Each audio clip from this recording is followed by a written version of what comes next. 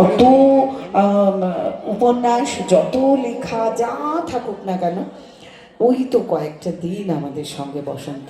দেখলাম রিক্ত গাছে ছোট্ট ছোট্ট কচি পাতা শুরু হয়ে গেছে সারা গাছ জুড়ে, কিন্তু হঠাৎই দেখলাম সে গাছের ওপরে পুরু পুরু করে পাতাগুলোর ওপরে ধুলো পড়ে গেছে, ঠিক আমাদের জীবনের মতন। শুরু করি যেভাবে, তারপর যেখানে গিয়ে দাঁড়াই সেখানে অনেক মলিনতা থাকে, কিন্তু এইরকম এক একটি সন্ধ্যা আমাদের কাছে বসন্ত।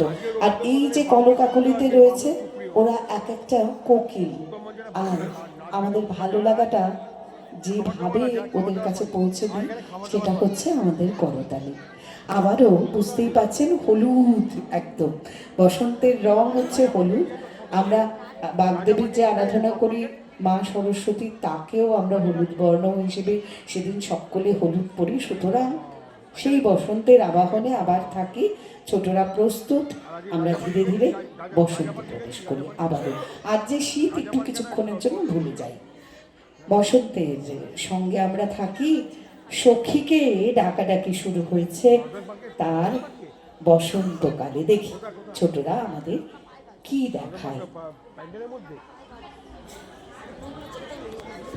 এটা কি ফাঁকা আছে? না না, মাঠে মাঠে অডিয়েন্স যারা নাচ প্রোগ্রাম করছে তারা আসবে। না, কালকে উৎসব খুব আসবে, দিদির সাথে দেখা করতে হবে। উৎসব খুব আসবে। না না, আমি উৎসব খুব আসবে।